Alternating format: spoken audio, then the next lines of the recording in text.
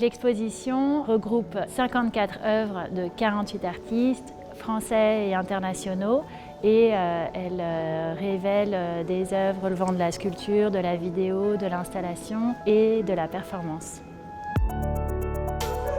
You a été inspiré par une vidéo de Mélanie Matranga qui est présentée dans l'exposition, qui parle de relations amoureuses, de relations de désir, en fait plusieurs configurations entre deux couples, plusieurs scènes d'intimité. Et c'était intéressant pour moi de penser à cette œuvre, d'utiliser ce pronom qui en anglais ne fait pas la distinction entre le tutoiement et le vouvoiement. Et ça me semblait tout à fait adéquat pour parler de cette relation très proche que la collection Lafayette a entretenue depuis longue date avec les artistes, mais aussi pour parler des relations que les œuvres ont les unes avec les autres.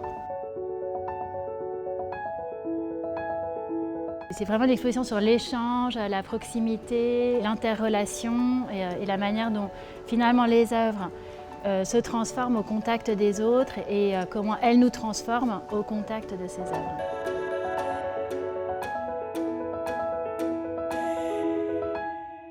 Le lien entre les différentes œuvres de la collection Lafayette Anticipation, il opère à plusieurs niveaux, mais je pense qu'il y a un fil qui les relie de manière assez symptomatique.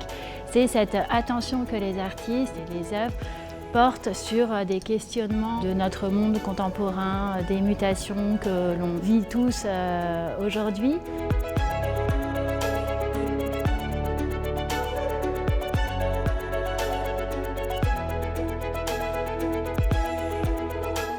Les œuvres, malgré des différences d'échelle, des différences de médium, elles ont en commun de refléter les mutations de notre monde.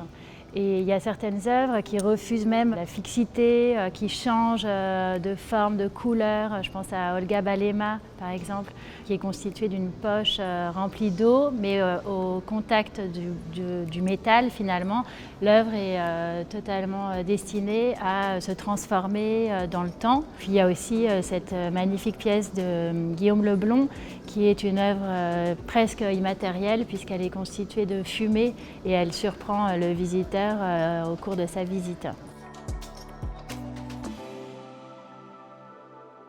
C'était important de réfléchir à un parcours qui fasse sens avec la collection et ce qui s'est assez vite imposé, c'est de partir des matériaux, en tout cas métaphoriquement, des matériaux qui constituent les œuvres. Je me suis inspirée de la théorie des éléments fondamentaux, le métal, l'eau, le feu, la terre et l'air.